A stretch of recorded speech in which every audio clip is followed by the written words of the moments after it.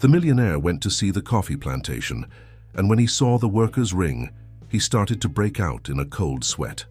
James Harrison stood at the edge of the coffee plantation, his polished Oxfords collecting red dust from the Brazilian soil.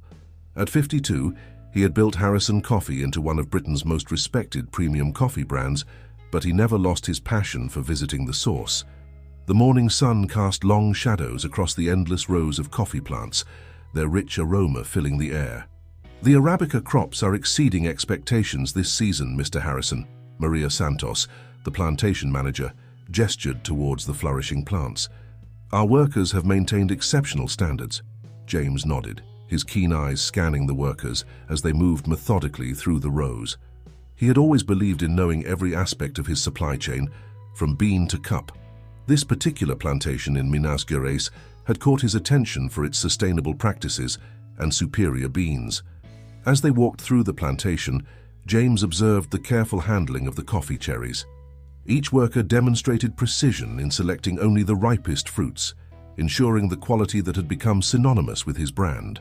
The familiar routine of these visits usually brought him comfort, but today felt different. "We've implemented new processing techniques," Maria continued, leading him towards a group of workers sorting freshly picked cherries. "Would you like to see?" The morning light caught something that made James freeze mid-step. Among the workers, a young woman reached up to brush away a strand of hair, and on her finger, an emerald ring sparkled with an all-too-familiar gleam. His heart seemed to stop. 25 years ago, he had given an identical ring to Catherine Williams, his first love. The memory rushed back with surprising clarity. The small jeweler's shop in Cornwall, the way Catherine's eyes had lit up when he presented it to her, the promises they'd made under a star-filled sky. "Mr. Harrison?" Maria's voice seemed to come from far away. "Is everything all right?" James blinked, trying to focus. "That young woman there," he gestured discreetly. "Could you tell me her name?" "Sarah Martinez," Maria consulted her clipboard. "One of our most reliable workers. She's been with us for 3 years now." Sarah. The name didn't ring any bells, but the ring, it couldn't be a coincidence. The distinctive emerald cut, the Art Deco setting, it was a custom piece he had designed himself. He'd spent 3 months' savings on it, back when he was just starting out. "How old is she?" James tried to keep his voice casual. 22, I believe," Maria replied, looking slightly puzzled by his sudden interest. The timeline fit perfectly. He and Catherine had separated 23 years ago when he'd accepted a position in London. Their goodbye had been painful but decisive. She couldn't leave her family's farm, and he couldn't turn down the opportunity that would eventually lead to his success. James watched as Sarah worked, noting her methodical movements, the careful way she handled the coffee cherries. There was something in her profile, the set of her jaw, that stirred distant memories. "Would you mind if I spoke with her?" James asked, his throat suddenly dry. Maria nodded, though her expression showed concern. "Of course, Mr. Harrison." "Sarah," she called out. The young woman looked up, and James felt his world tilt slightly. Her eyes, they were exactly like his mother's, a distinctive shade of grey that had skipped his generation. He had always wondered if his children would inherit those eyes. Sarah approached them, wiping her hands on her apron. "Yes, Miss Santos?" "Mr. Harrison would like to speak with you," Maria said, stepping back discreetly. Up close, the ring was unmistakable. Every detail matched his memory perfectly, down to the small imperfection in the emerald that had made it unique. "That's a beautiful ring," James said softly. Sarah's hand moved instinctively to touch it. "Thank you, sir. It was my mother's. She gave it to me on my 18th birthday." "Your mother?" James's voice remained steady despite his racing heart. "Would her name be Catherine Williams?" The change in Sarah's expression was immediate. Her eyes widened, and she took a small step back. "How do you know my mother's name?" James looked at the ring again, then back at Sarah's face, at her grey eyes, at the familiar curve of her cheekbones. "Because I gave her that ring 25 years ago in Cornwall." The sound of workers in the background faded away as Sarah stared at him, understanding slowly dawning in her eyes. His mother's eyes. The morning sun seemed to pause in its ascent, holding them in this moment of recognition. "You're—" Sarah's voice trembled slightly. "I think," James said gently, "I might be your father." The coffee plantation seemed to hold its breath as Sarah and James stood facing each other, the weight of their shared revelation hanging between them. Sarah's hands trembled as she twisted the emerald ring on her finger, a nervous habit she'd inherited from a father she'd never known. "This isn't possible," Sarah whispered, though her eyes kept returning to James's face, searching for familiar features. "My mother said you moved to London, that you had a different life planned." James nodded slowly, his throat tight with emotion. "I did move to London, but if I had known—" He paused, struggling to find the right words. "Sarah, I never knew about you, never even suspected." The morning sun had risen higher, casting dappled shadows through the coffee plants. Around them, workers continued their harvest, but Maria had tactfully guided them to a more private area near the processing facility. "My whole life," Sarah's voice grew stronger, tinged with a mixture of confusion and barely contained anger. "I wondered about you. Mum never said much, just that you had bigger dreams than our small town could hold." James felt each word like a physical blow. "Catherine, your mother, she never told me. We wrote letters at first, but they gradually stopped. I thought she had moved on, just as I had tried to do." Sarah squared her shoulders, and James recognized the determined set of her jaw. It was his own.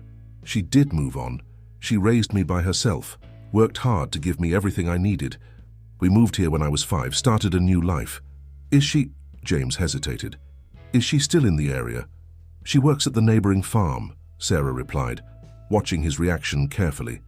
"She's head of cattle care now. We live together in the staff quarters." James ran a hand through his silver-streaked hair, his mind racing. Catherine was so close, the woman he'd never quite forgotten, the one who had haunted the edges of his thoughts during quiet moments over the years. "Would you tell me about her? About your life?" James asked softly. "I've missed so much.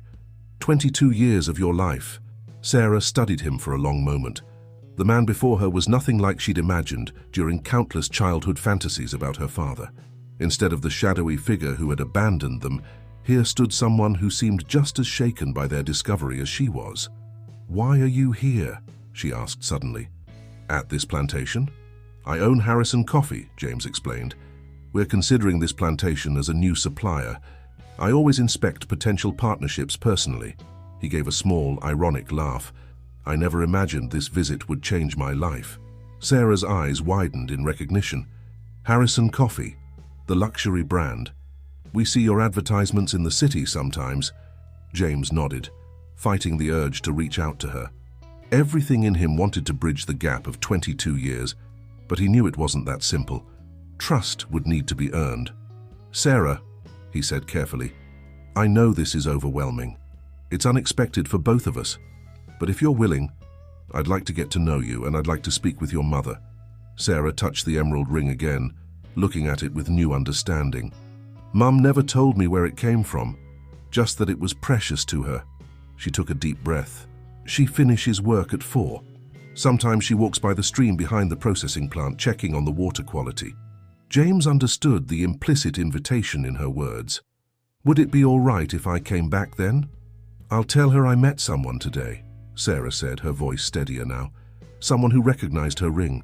She paused, then added, "Our ring." A call from the distance interrupted them. The workers were starting their mid-morning break. Sarah glanced towards her colleagues, then back at James. "I should go," she said, taking a step back. I need time to think." James nodded, respecting her need for space. "I'll be here at 4. Thank you, Sarah." As she walked away, James watched his daughter return to her friends, her movement slightly less certain than before. He touched his pocket where a small velvet box had rested for the past 15 years. Inside, an emerald ring identical to Sarah's, bought on a nostalgic impulse during a particularly successful year. He'd never known why he'd kept it all this time. Now, standing in the Brazilian sun, surrounded by the scent of coffee and earth, James understood. Some part of him had never let go of the past, of Catherine, of what might have been. And now, through a chance encounter and an emerald ring, he had found not just his past, but a future he never knew existed. Catherine Williams stood by the stream, her weathered hands resting on the wooden fence that separated the plantation's water source from the grazing lands. At 48, she had built a life she was proud of. even if it wasn't the one she'd once dreamed about. The afternoon sun filtered through the eucalyptus trees, casting shifting patterns on the water's surface. Her work with the cattle had ended early today, but something in Sarah's voice during their brief lunch encounter had prompted her to come to her usual spot ahead of schedule. Her daughter had seemed different, distracted, almost nervous, mentioning only that someone had recognized her ring. The ring. Catherine's hand instinctively went to her neck, where a simple gold chain held her wedding band, the only piece of jewelry she wore since giving Sarah the emerald ring. She hadn't thought about its origin in years, had trained herself not to remember the young man with ambitious dreams who'd given it to her. The sound of footsteps on gravel made her turn. For a moment, Catherine thought she was imagining things, that her memories had somehow taken physical form. But no, James Harrison stood before her, as real as the stream flowing beside them. "Hello, Catherine," he said softly, his voice deeper than she remembered but still unmistakably his. She gripped the fence tighter, grateful for its support. "James." His name felt foreign on her tongue after so many years of careful silence. "Sarah told you where to find me." "She did." He moved closer, stopping a respectful distance away, though she didn't need to tell me about the stream. "You always did love being near water." The simple observation that he remembered such a detail about her made Catherine's chest tighten. "Why are you here, James?" "I saw our daughter today," he said quietly, emphasizing the word "our" with a gentle firmness that made Catherine close her eyes briefly. "I saw the ring I gave you on her finger, and I saw my mother's eyes looking back at me." Catherine turned to face him fully. The years had been kind to James. His dark hair was now streaked with silver, and lines creased the corners of his eyes, but he still carried himself with the same quiet confidence she remembered. "I meant to tell you," she said, her voice barely above a whisper. "When I first found out, I wrote so many letters, but by then you were already establishing yourself in London. The newspapers carried stories about your success, about the society parties you attended." "You should have told me anyway," James replied. No accusation in his tone, just a deep sadness. "I had a right to know I had a daughter." "Did I?" Catherine challenged, years of suppressed emotions rising to the surface. "You were building your empire, James. What place was there in it for an unexpected child and the woman you'd left behind?" "I never left you behind." James stepped closer, his eyes intense. "We made a decision together. You couldn't leave your family's farm, and I couldn't turn down the opportunity. We agreed it was for the best." "And it was," Catherine said firmly. "Look at what you've built. Harrison Coffee is exactly what you always dreamed it would be. And Sarah," her voice softened, "Sarah has grown into an amazing young woman." "A young woman I should have known," James replied. 22 years, Catherine. Birthdays, first steps, school days. I missed everything." Catherine looked away, watching the stream's steady flow. "She asked about you when she was young. I told her you were a good man who had a different path to follow. I never wanted her to feel abandoned. But that's exactly what I did, unknowingly." James moved to stand beside her at the fence. "I abandoned both of you." They stood in silence for a moment, the gentle sound of running water filling the space between them. Catherine could feel the warmth of him beside her, so familiar even after all these years. "She has your determination," Catherine said finally, "and your business sense. She's been saving every penny, dreaming of moving to the city, opening her own restaurant." James turned to her, surprise evident on his face. "A restaurant?" Catherine nodded, a small smile playing at her lips. "She loves combining traditional recipes with modern techniques. She gets that creativity from you, that ability to see possibilities where others see obstacles." "Catherine," James said her name like a prayer, "I know I have no right to ask this, but I want to be part of her life, part of both your lives if you'll let me. Not to make up for lost time, I know that's impossible, but to create something new." The sun was lower now, painting the stream in shades of gold and amber. Catherine looked at the man beside her, the boy she'd loved, the father of her child, the stranger he'd become, and felt something shift in her heart. "We'll need to take it slowly," she said carefully. "Sarah's whole world has just been turned upside down. She'll need time to adjust." "I understand," James replied. "I'll follow your lead in this. Both of you set the pace." Sarah sat in her small bedroom, surrounded by the notebook pages that held her restaurant dreams. Sketches of floor plans, menu ideas, and cost calculations covered every surface. She'd always been methodical in her planning, but tonight, everything she'd carefully arranged seemed to blur before her eyes. A father. She had a father. Not just a story or a vague figure from her mother's past, but a real person who had stood before her that morning, whose features she could now recognize in her own reflection. A soft knock at her door interrupted her thoughts. "Come in, Mum," she called out, knowing her mother's familiar pattern of knocks. Catherine entered, still wearing her work clothes, but with her hair loose around her shoulders, a sign she'd been too preoccupied to follow her usual evening routine. "I spoke with James today," she said simply, sitting on the edge of Sarah's bed. "I know," Sarah replied, gathering her papers into a neat pile. "I saw him walking towards the stream." She paused, then asked, "How was it?" Catherine smiled softly. "Strange, familiar, overwhelming." She reached out to touch Sarah's hand. "Much like your meeting with him this morning, I imagine." Sarah nodded, fighting back unexpected tears. "He seems different from what I imagined. All these years I pictured someone who chose to stay away. But he didn't know about me at all, did he?" "No, he didn't," Catherine admitted. "That was my choice, and seeing him today made me question it all over again. But Sarah, you need to understand, back then, I truly believed I was doing what was best for everyone."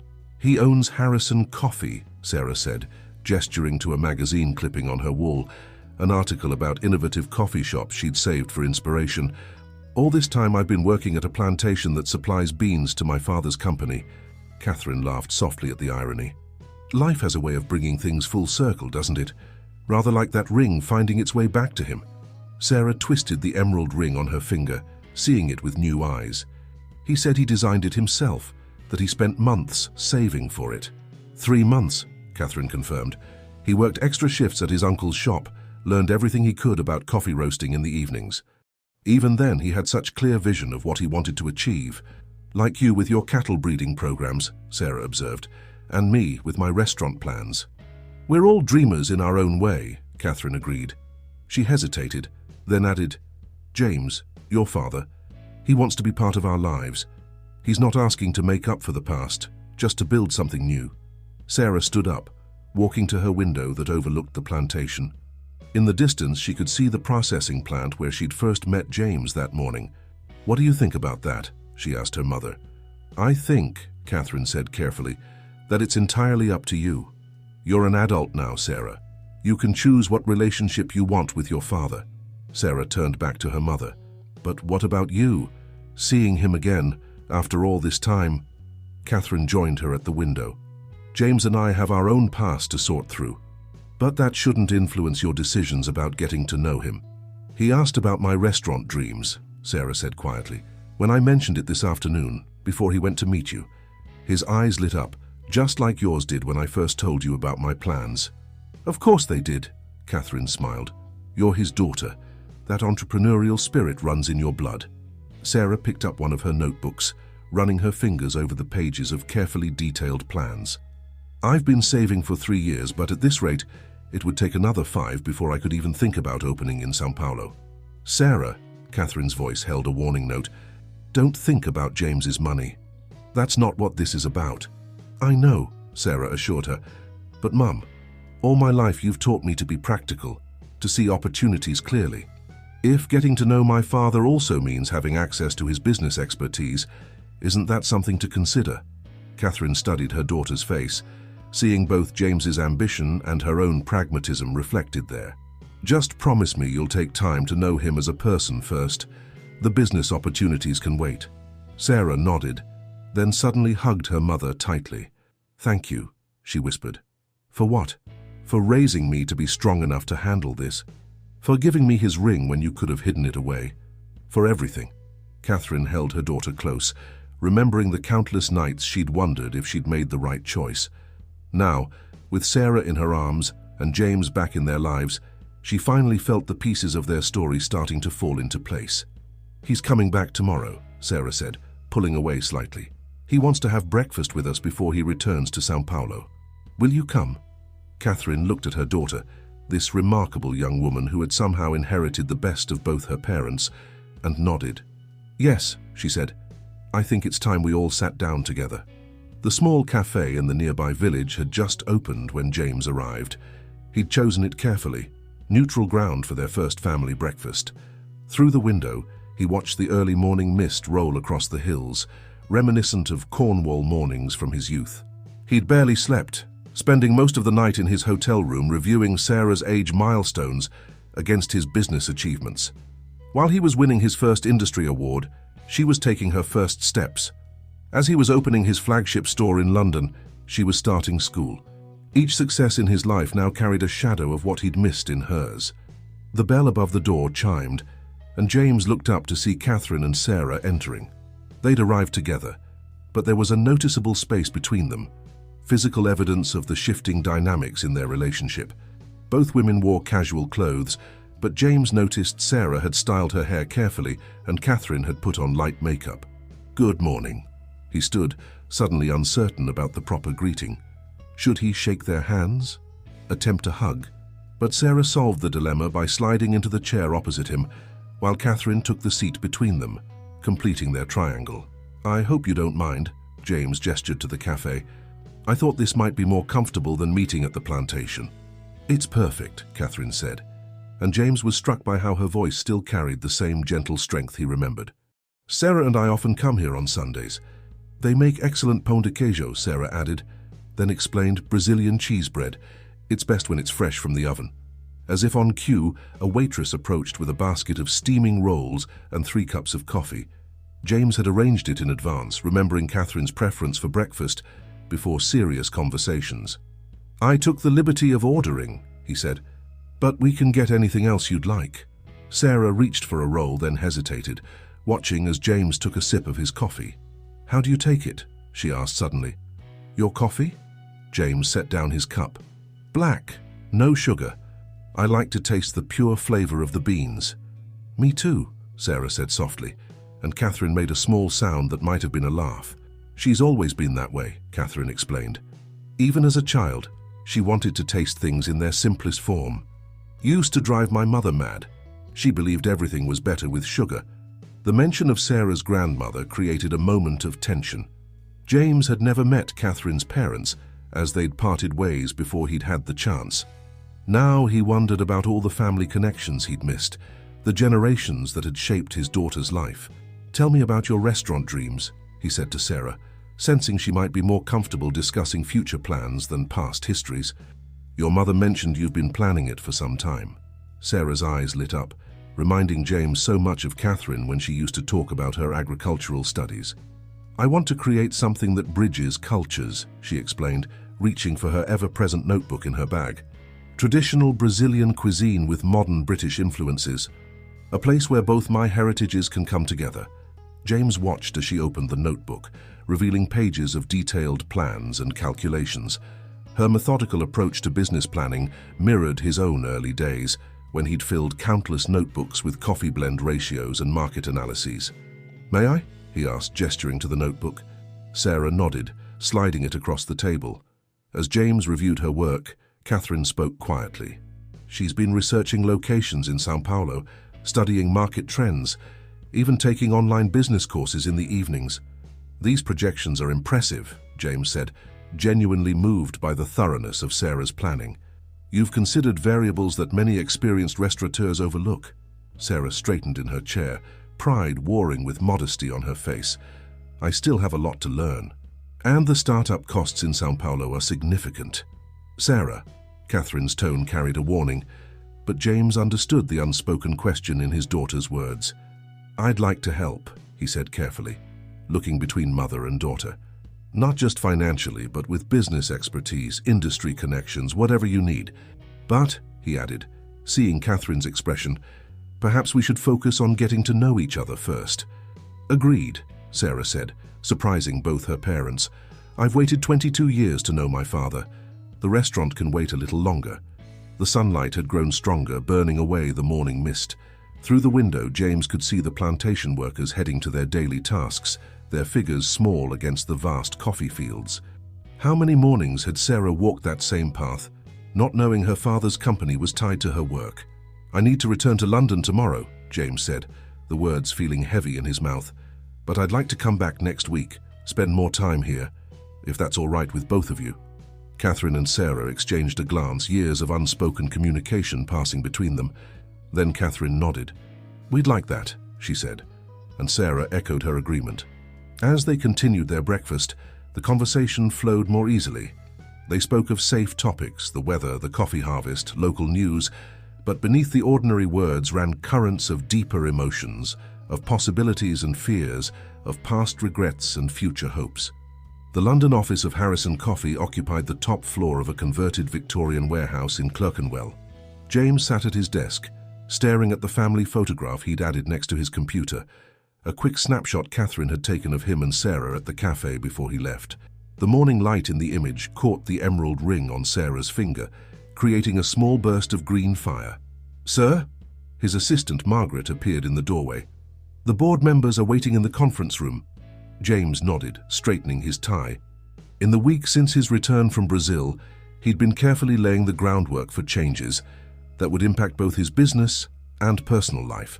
Today's board meeting was the first step. The conference room fell silent as he entered. These men and women had helped build Harrison Coffee into what it was today, but none of them knew about the discovery that had transformed his life. Not yet. "Thank you all for coming," James began, taking his place at the head of the table. "I've called this meeting to discuss some significant changes I'm planning to implement." He opened his presentation, and a photo of the Brazilian plantation appeared on the screen. "As you know, I recently visited this plantation in Minas Gerais. What you don't know is that during this visit, I made a discovery that will influence the future direction of our company." Over the next hour, James shared his story, finding Sarah, reconnecting with Catherine, and his vision for expanding Harrison Coffee's presence in Brazil. He watched his board members' expressions shift from surprise to understanding as he explained his plans to open a flagship store in São Paulo, one that would combine coffee culture with restaurant services. "This isn't just about family," he assured them, though in his heart he knew it was primarily about exactly that. "Brazil represents an untapped market for our brand. By establishing a strong presence there, we can secure our supply chain and expand into South American markets." The questions came quickly after his presentation. Logistics, costs, market analysis. James had answers ready for all of them, having spent his sleepless nights planning every detail. By the end of the meeting, he had their cautious support. Back in his office, James opened his laptop to find an email from Sarah. They'd been corresponding daily, sharing bits of their lives, building bridges across the ocean that had separated them for so long. "Dear James," she wrote, and his heart still caught at the formality. She wasn't ready to call him Dad yet, and he respected that. "Mum and I have been talking about your suggestion to visit London. She's nervous about leaving the farm, but her assistant manager is capable of handling things for a few weeks. I've attached some new ideas for the restaurant concept. Would you be willing to review them?" James opened the attachments, smiling at the detailed presentations Sarah had created.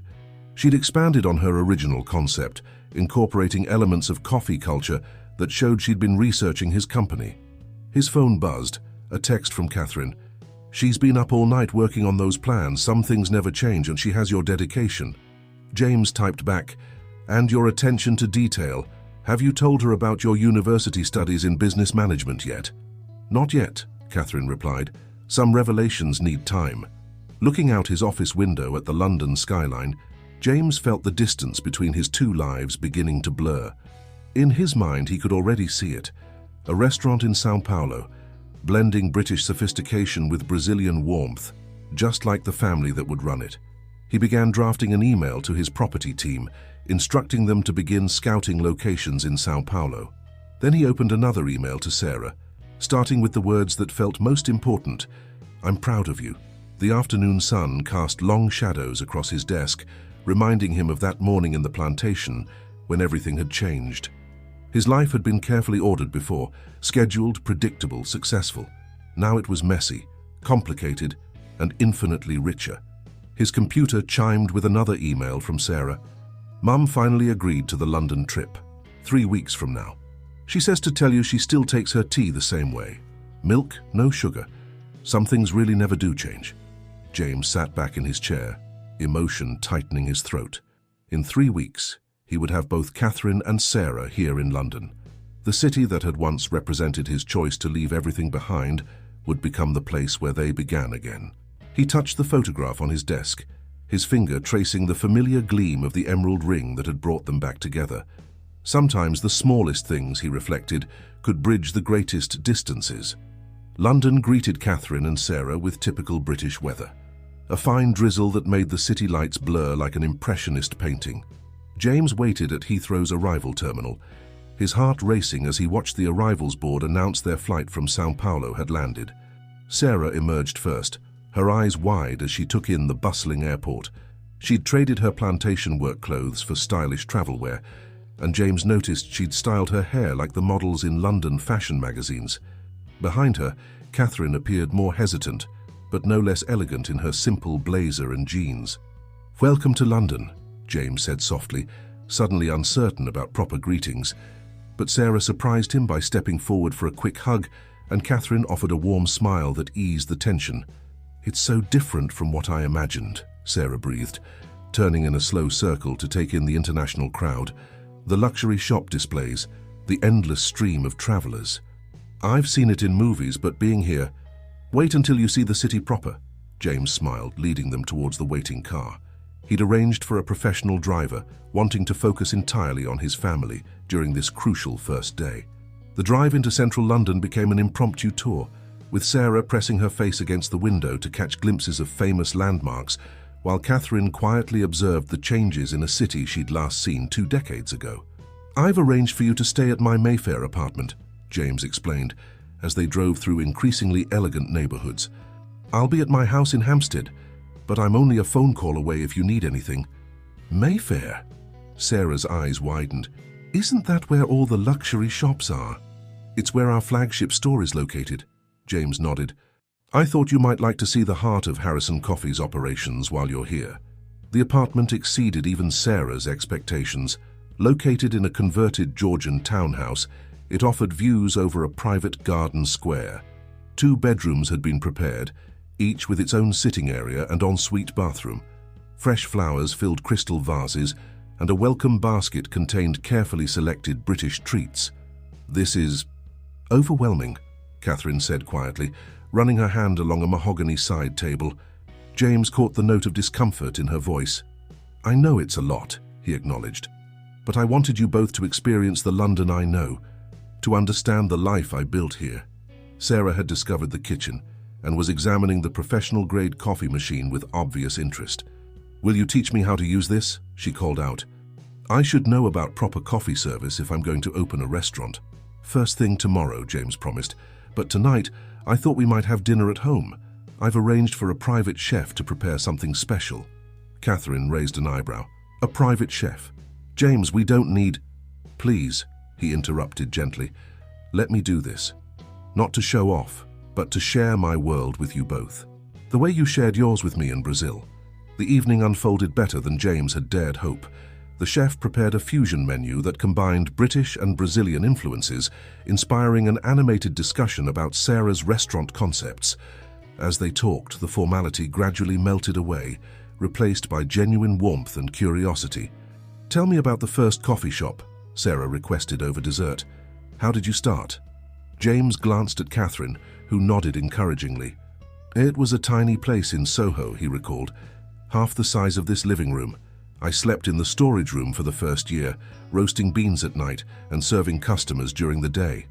"Like I planned to do," Sarah said excitedly. "Well, maybe not the sleeping in storage part, but the hands-on approach." "You get that from both of us," Catherine observed. James never could delegate in the early days either. The casual mention of their shared past created a moment of tension, but Sarah skillfully steered the conversation toward future plans. "I'd like to see everything while we're here," she announced. "The shops, the restaurants, even the suppliers. I want to understand how it all works." "I've arranged for a full tour of our operations," James assured her, "but I also thought you might enjoy exploring the city's food scene. I've made reservations at several restaurants that blend different cultural influences, similar to what you want to create." Catherine watched their exchange, noting how Sarah's eyes shone with the same ambition she'd once seen in James. But now, instead of feeling threatened by it, she felt a strange sense of completion. Their daughter had inherited the best of both of them, James's vision and her own practical strength. As the evening drew to a close, James prepared to leave for his own home. At the door, Sarah hugged him again, more naturally this time. "Thank you," she whispered, "for everything." Catherine walked him to the elevator, holding back until Sarah had returned inside. "You've built an incredible life here," she said softly. "It would have been more incredible with you both in it," James replied, equally quiet. "Perhaps," Catherine acknowledged. "But then Sarah might not have become the amazing person she is. Sometimes things work out exactly as they're meant to." The elevator arrived, but James paused before stepping in. "Do you really believe that?" Catherine touched the wedding band she still wore on her chain. "I'm beginning to," she said, and her smile held promises of possibility. The next week passed in a whirlwind of experiences that left Sarah's head spinning and her notebook filled with ideas. Each day brought new discoveries, not just about the city and its possibilities, but about the father she was slowly getting to know. James had arranged for her to spend mornings at Harrison Coffee's barista training center, learning the intricacies of coffee preparation from world-class experts. Afternoons were devoted to exploring London's diverse food scene, with James using his connections to arrange kitchen tours and meetings with successful restaurateurs. Today they were visiting a modern British restaurant that had successfully incorporated Brazilian influences. Sarah watched, fascinated, as the head chef demonstrated a fusion technique that combined traditional feijoada ingredients with Yorkshire pudding. "The secret," the chef explained, noticing Sarah's intense focus, "is respecting both traditions while creating something new. It's not about forcing them together, but finding where they naturally complement each other." Sarah glanced at her parents, who were sampling the chef's creations at a corner table. They'd fallen into an unexpected rhythm during this London visit, James joining them for parts of each day, then stepping back to give them space to process everything. Like the fusion cuisine she was studying, they were finding their own balance. "How your father tells me you're planning to open in São Paulo," the chef continued. "Brave choice starting in such a competitive market." "I considered starting smaller," Sarah admitted, "but I believe in my concept. And now, with Dad's support..." She paused, realizing it was the first time she'd referred to James as Dad out loud. The chef smiled knowingly. "Family businesses can be complicated, but when they work, there's nothing better. My own daughter joined the restaurant last year. Changed everything, mostly for the better." After the kitchen tour, Sarah joined her parents at their table. James was explaining something to Catherine about investment strategies, and Sarah was struck by how naturally they interacted now, their shared history adding depth to their conversations rather than tension. "The chef offered to let me stage here for a few days," Sarah announced, "to learn their fusion techniques firsthand." "That's an incredible opportunity," James said proudly. "His waiting list for stages is usually months long." Catherine looked thoughtful. "How long would you want to stay?" "Maybe a month," Sarah suggested hesitantly. "I could learn so much here, not just from this restaurant, but from others too. Dad has connections with several fusion restaurants that might let me train with them." There it was again, Dad. And this time both James and Catherine noticed, though neither commented. Instead, James pulled out his phone and began making notes. "I could arrange for accommodations," he offered. "The Mayfair apartment is always available. And perhaps," he glanced at Catherine, "your mother might want to extend her stay as well." Catherine had been quietly observing London's agricultural business scene, spending time with urban farming initiatives and sustainable food projects. Sarah had noticed her mother's growing interest in the city's innovative approaches to food production. "I'd need to arrange things at the farm," Catherine said slowly, "but Helena has been managing things well in my absence. And there are some urban dairy projects here I'd like to study further." "We could look for restaurant spaces while we're here," Sarah suggested excitedly. "I know the restaurant will be in São Paulo, but understanding London's restaurant scene would help me avoid common mistakes." James watched his daughter's enthusiasm with a mixture of pride and amazement. In just a week, she'd absorbed more about the industry than many did in months. Her natural business instincts, combined with her passion for food, reminded him of his own early days. "I have a suggestion," he said carefully. "What if we used this time to develop a proper business plan? We could work together on it. Your culinary vision, my business experience, and your mother's practical wisdom." "A family project," Sarah mused. looking between her parents. But would that work? I mean, with everything... Sometimes, Catherine said softly, the complicated parts of our past can make our present stronger. We all bring different perspectives, different strengths. James nodded, remembering their breakfast conversation in Brazil that had started this journey. Like fusion cuisine, he added, finding where different traditions complement each other. Sarah looked around the restaurant, at the harmonious blend of cultures in the decor, the food, the atmosphere, and saw a reflection of what her family could become, not erasing their complicated past, but building something new from it. Then let's do it, she decided. Let's create something together. As they left the restaurant later that evening, Sarah noticed her mother and father walking closer together than they had all week, their shoulders occasionally brushing as they discussed plans for her culinary training. The London drizzle had returned, but none of them seemed to mind. In her pocket, Sarah's notebook was filled with new recipes and techniques, but the most important ingredients for her future weren't written down. They were walking beside her, finally together after all these years. The month in London stretched into 2, then 3, as autumn painted Hyde Park in shades of gold and amber. Sarah's culinary training had evolved into a comprehensive education in restaurant management, with evenings spent developing her business plan alongside James. Catherine, meanwhile, had become deeply involved in urban farming initiatives, bringing her expertise in sustainable agriculture to several London projects. On this particular evening, they gathered in the Mayfair apartment's kitchen, where Sarah was experimenting with a new fusion dessert. The scent of passion fruit and warm custard filled the air as she carefully assembled her creation, a tropical take on traditional bread pudding. The restaurant space in São Paulo, James began, watching Sarah plate the dessert with professional precision. The agent sent the final paperwork today. Sarah's hands stilled momentarily. And? It's ours if we want it. Prime location in Vila Madalena, just as you envisioned. 2 floors with room for both the restaurant and a specialty coffee bar. Catherine looked up from her laptop, where she'd been reviewing agricultural suppliers. The pricing? Within our agreed budget, James assured her. They'd had lengthy discussions about financial arrangements, with Catherine insisting that Sarah maintain majority ownership of the restaurant.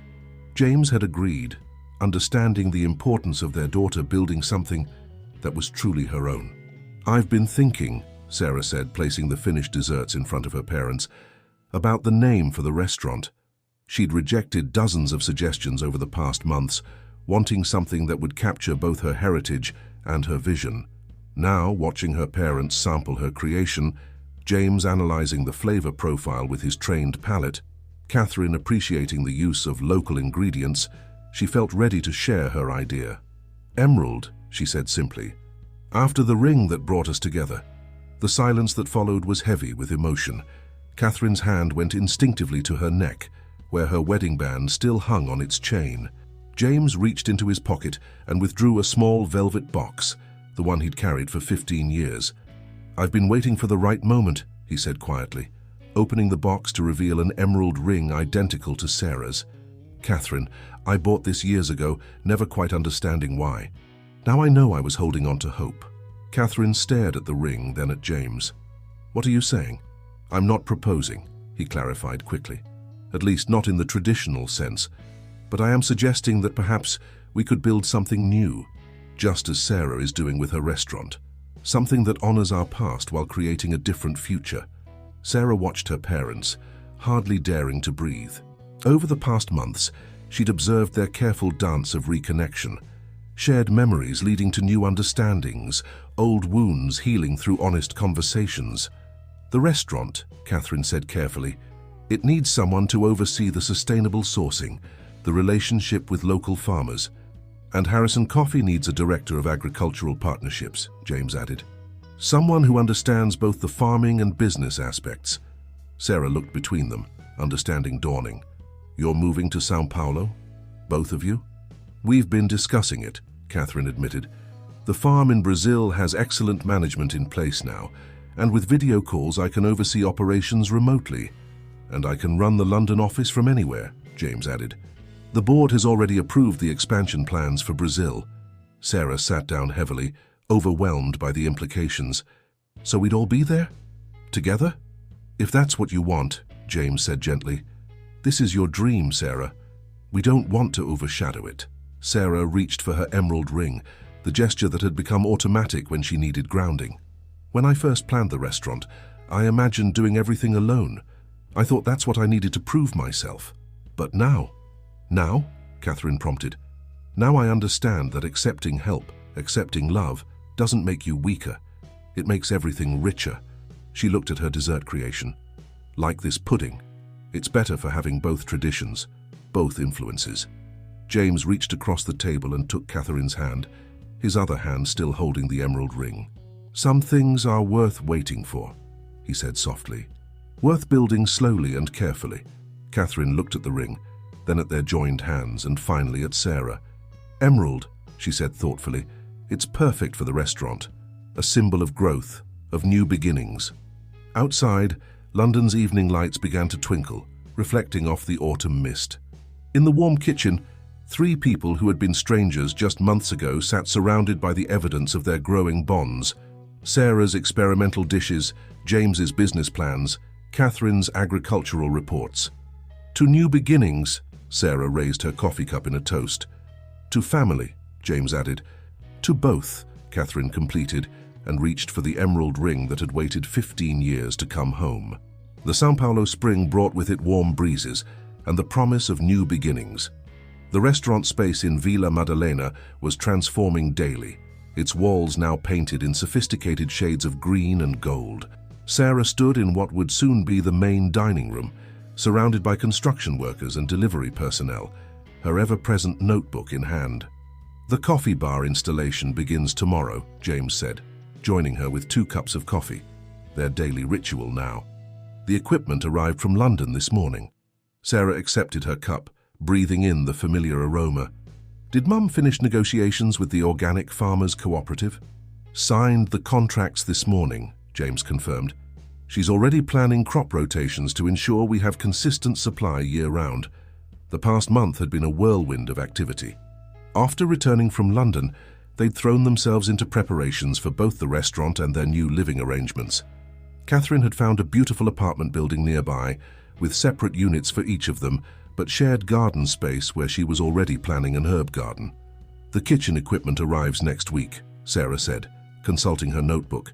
"Chef Miguel is flying in from London to help train the staff.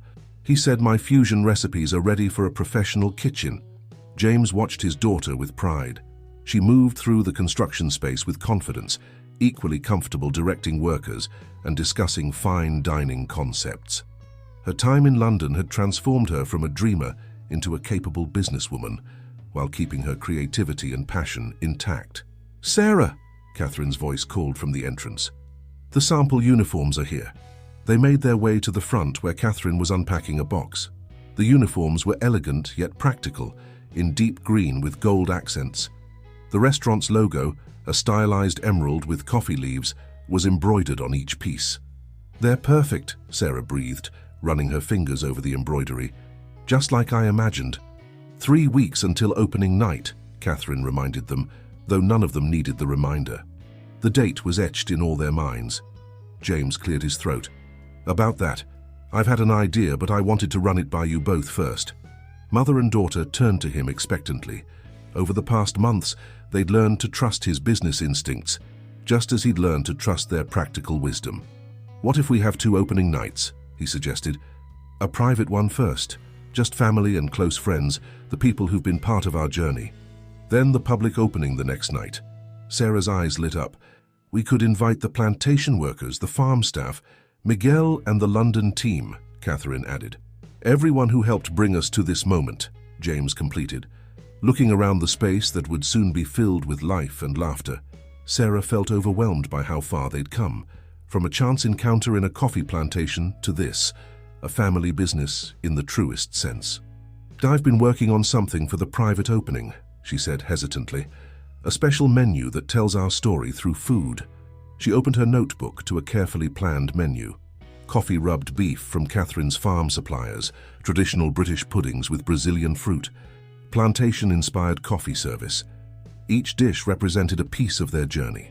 The final dessert, she showed them the sketch, We'll be served with 3 petite fours on an emerald green plate, one for each of us, joined together like the stones in our rings.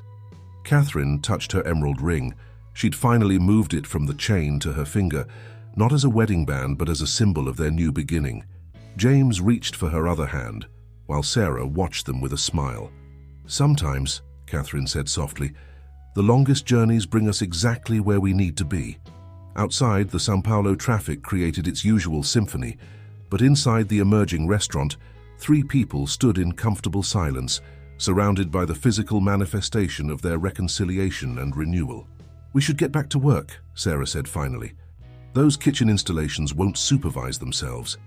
But before they separated to their various tasks, they shared a moment of quiet acknowledgement of how far they'd come, of the challenges they'd overcome, of the future they were building together. The emerald rings on their fingers caught the light as they moved through their day, 3 separate paths now intertwined, creating something beautiful and unexpected, just like the restaurant that would soon open its doors to tell their story to the world. The private opening night of Emerald arrived with the kind of perfect evening that seemed designed by fate. The São Paulo sunset painted the sky in shades of gold and rose, as if celebrating with them. Inside the restaurant, Sarah stood in the newly completed kitchen, surveying her team as they prepared for their first service. "Everything is in place," Chef Miguel assured her, having flown in from London to support the opening. "Your menu is perfect. The team is ready." Sarah nodded, touching her emerald ring for reassurance. The gesture caught Miguel's attention. "Fayonneau," he said kindly, "in all my years of opening restaurants, I've never seen one with a story quite like this." Through the kitchen window, Sarah could see the dining room filling with guests. The plantation workers had arrived first, dressed in their Sunday best, looking around in wonder at what their former colleague had created. Maria Santos, the plantation manager who had witnessed that first meeting between Sarah and James, was showing everyone the coffee bar, proudly explaining how their beans would be featured. Catherine appeared in the kitchen doorway, elegant in a green silk dress that matched the restaurant's decor. "The farm staff have arrived," she announced, "and Helena says the cooperative farmers are on their way." Sarah checked her reflection in a stainless steel panel. Her chef's whites were pristine, her hair neatly tied back, the small emerald earrings James had given her catching the light. "How's Dad doing?" "Greeting guests like he's done this his whole life," Catherine smiled, "though he keeps checking his watch, waiting for the London team to arrive." As if on cue, they heard a burst of English accents from the dining room. James's board members and key staff had flown in for the opening, bringing with them the support of the entire Harrison Coffee organization. "It's time," Miguel said gently. "Are you ready?" Sarah took a deep breath, looking around at her kitchen, the state-of-the-art equipment, the eager faces of her staff, the herbs from her mother's garden ready to garnish the evening's dishes. "I'm ready." The evening unfolded like a carefully choreographed dance. Each course told part of their story. The amuse-bouche featured coffee-infused butter from Catherine's farming cooperative. The starter combined British smoked salmon with Brazilian hearts of palm. The main course showcased beef from local sustainable ranches. Between courses, Sarah stepped into the dining room to watch her vision come to life. The plantation workers chatted with London executives. Agricultural experts shared farming techniques with city restaurateurs. And through it all, her parents moved among the guests, their pride evident in every interaction. "Your father nearly burst with pride introducing you to the board members," Catherine said, joining Sarah at the kitchen pass. "Though I think he was even prouder introducing me as the agricultural director." Sarah smiled, remembering how naturally her parents had fallen into their new roles, professional partners as well as personal companions. "Did you ever imagine this?" she asked. "When you first gave me his ring?" Catherine touched her own emerald, now permanently at home on her right hand. "I hoped giving you the ring might lead you to him someday. But this?" She gestured at the bustling restaurant, the mingling guests, the family they'd become. This exceeded every dream. "Service for the final course," Miguel called out, and Sarah returned to the kitchen to oversee the dessert she'd created, especially for this night. The petite fours arrived at each table on emerald green plates, 3 small sweets representing their 3 journeys. A coffee dark chocolate truffle for James, a passion fruit pastry for Catherine, and a Brazilian brigadeiro with a British twist for Sarah. Together, they told the story of separation and reunion, of dreams deferred and realized. James joined them at the kitchen pass as the desserts went out, completing their family circle. "I've just had the most interesting conversation with the London development team," he said, his eyes twinkling. "They're rather excited about the possibility of bringing this concept to Britain." "One restaurant at a time, Dad," Sarah laughed, but her mind was already spinning with possibilities. "First, let's make this one a success," Catherine added pragmatically, but she was smiling too. Through the kitchen window they could see their guests enjoying the desserts, the room filled with warmth and conversation. The plantation workers who had witnessed the beginning of their story were now part of its continuation. The London team that represented James's past was now invested in their shared future.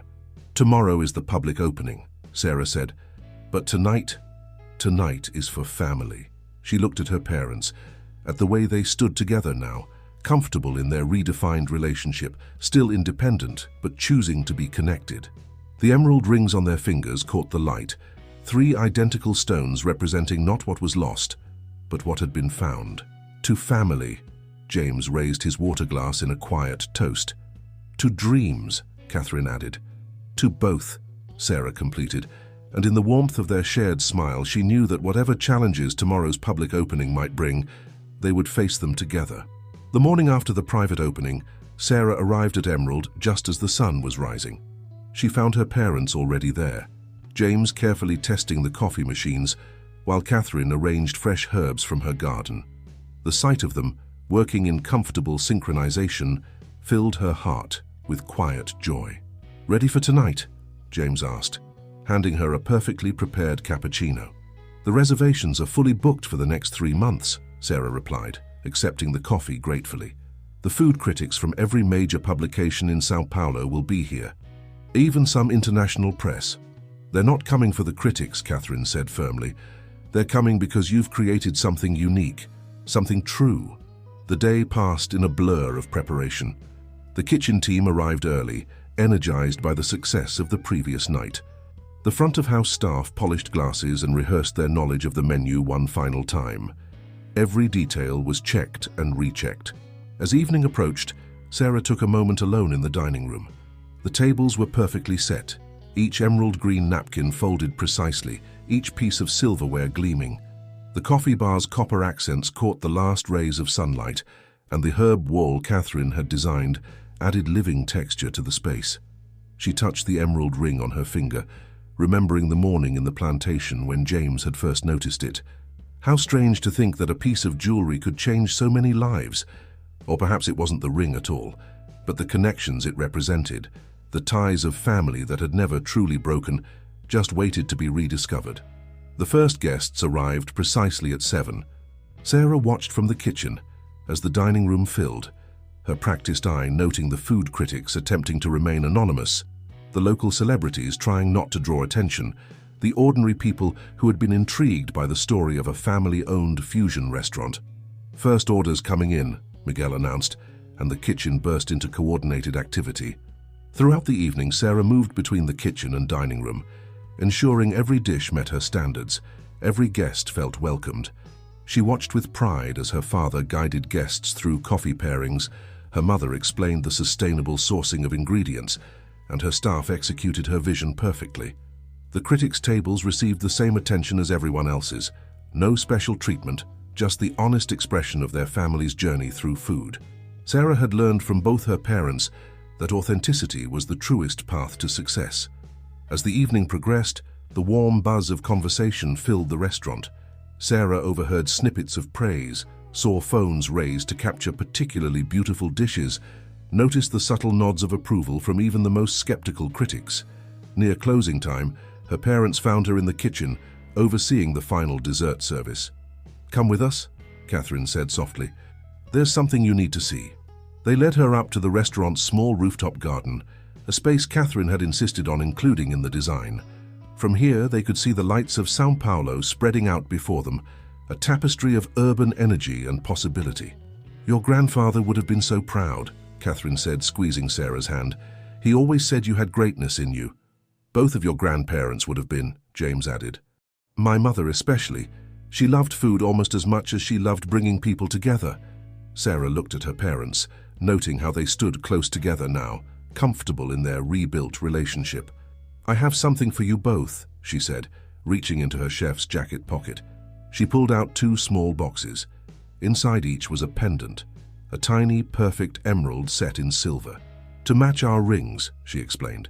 "Because some things deserve to be remembered even as we move forward." Catherine touched the necklace she still wore, now holding both her old wedding band and the new pendant. James immediately put his on, the emerald resting against his tie. Below them, they could hear the happy sounds of diners finishing their meals, the clink of cups in the coffee bar, the quiet efficiency of the kitchen preparing to close. Their restaurant, their shared dream, was alive and thriving. "You know," James said thoughtfully, "when I first saw your ring in the plantation, I thought I was seeing a ghost of my past. Instead, it was showing me the way to my future." "Our future," Catherine corrected gently. Sarah looked at her parents, then back at the restaurant below, the physical manifestation of their reconciliation and renewal. The emeralds they wore caught the city lights, 3 small green stars in the Sao Paulo night. "To new beginnings," she said softly. "To family," her parents responded together. And there, under the vast Brazilian sky, 3 people who had once been strangers stood together, bound by love, understanding, and 3 identical emerald rings that had guided them home.